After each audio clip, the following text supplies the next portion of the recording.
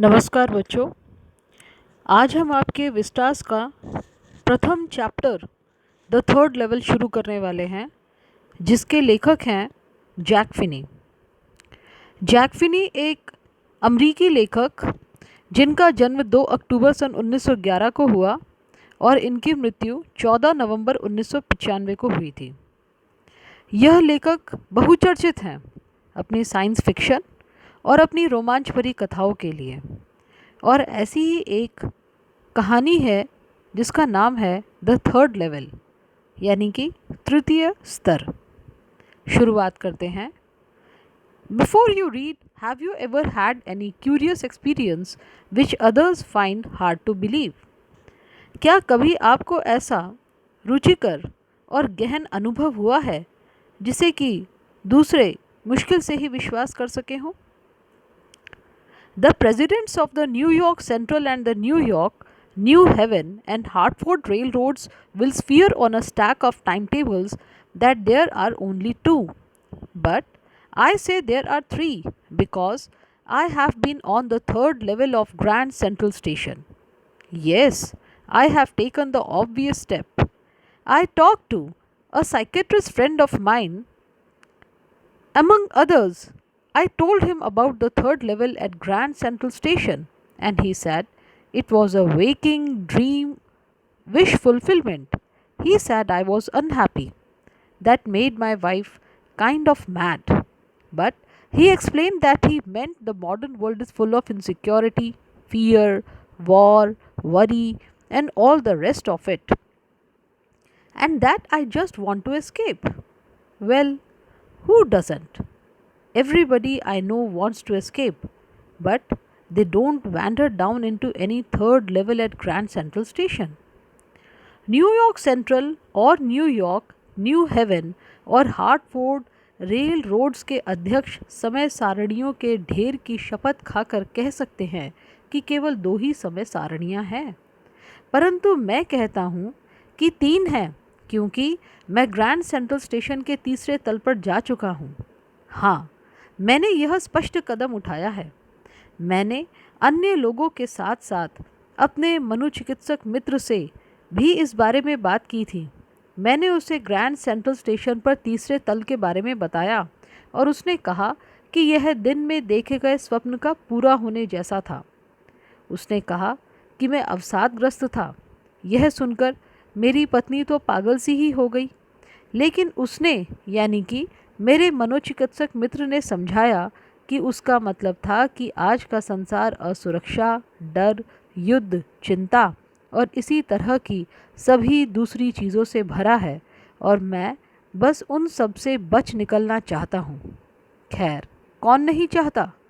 मैं जानता हूँ कि प्रत्येक व्यक्ति बचना चाहता है, परंतु वे ग्रैंड सेंट्रल स्टेशन के किसी तीसरे तल पर नहीं भटकते हैं। But that is the reason, he said, and my friends all agreed. Everything points to it, they claimed.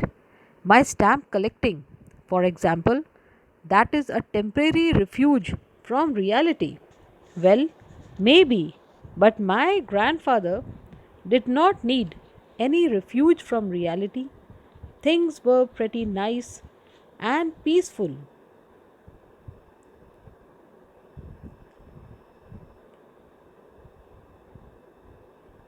In his days, from all I hear, and he started my collection. It's a nice collection too. Blocks of four practically every US issue, first day covers, and so on. President Roosevelt collected stamps too, you know. उसने कहा, लेकिन यही है, और मेरे सभी मित्र इस बात से सहमत हो गए। उन्होंने दावा किया कि प्रत्येक चीज़ इसी ओर संकेत करती है। उदाहरण के लिए, मेरा डाक टिकट संग्रह करना वास्तविकता में एक अस्थायी शरण ही तो है। ठीक ही है, हो सकता है, परंतु मेरे दादाजी को तो वास्तविकता से किसी शरण की आवश्यकता नहीं थी। जहाँ तक मैंने सुना है, उनके दिनों में सब कुछ बहुत अच्छा और शांतिपूर्ण था, और उन्होंने ही यह संग्रह शुरू किया था जो अब मेरा है। यह एक अच्छा संग्रह भी है। अमेरिका के द्वारा अधिकृत रूप से जारी किए गए प्रत्येक डाक टिकट के 4 खाने, पहले दिन के कवर्स और इसी प्रकार के अन्य भी। आप जानते हैं कि रूजवेल्ट भी डाक टिकट का संग्रह करते थे। Anyway, here is what happened at Grand Central. One night last summer, I worked late at office. I was in a hurry to get uptown to my apartment, and so I decided to take the subway from Grand Central because it is faster than the bus.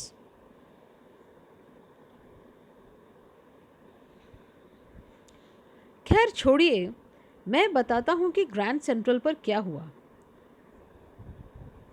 पिछली गर्मी के मौसम में एक रात मैं अपने कार्यालय में देर तक काम करता रहा।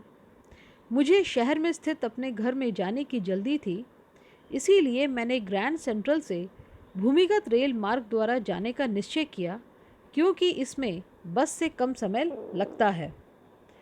Now I don't know why this should have happened to me.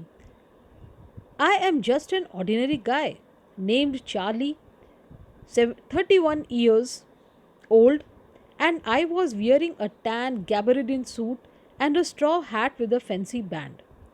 I passed a dozen men who looked just like me, and I was not trying to escape from anything. I just wanted to get home to Louisa, my wife. अब मैं नहीं जानता कि मेरे साथ ऐसा क्यों हुआ होगा। मैं 31 वर्ष की आयु का चार्ली नाम का बस एक साधारण व्यक्ति ही तो हूँ, और मैं भूरे गैबरडीन कपड़े से बना सूट और सुंदर फीते वाला तिनकों से बना टोप पहने हुआ था। मैंने 1 दर्जन आदमियों को पीछे छोड़ा जो बिल्कुल मेरे जैसे ही थे दिखने में, और मैं किसी चीज़ से बचकर भागने की कोशिश बिल्कुल नहीं कर रहा था। मैं तो बस घर पहुंचना चाहता था अपनी पत्नी लुइसा के पास। I turned into Grand Central from Vanderbilt Avenue and went down the steps to the first level, where you take trains like the 20th century. Then I walked down another flight to the second level, where the suburban trains leave from, ducked into an arched doorway heading for the subway, and got lost. That is easy to do. I have been in and out of Grand Central hundreds of times, but I am always bumping into new doorways and stairs and corridors. Once I got into a tunnel about a mile long and came out in the lobby of Roosevelt Hotel. Another time I came up in an office building on 46th Street, 3 blocks away.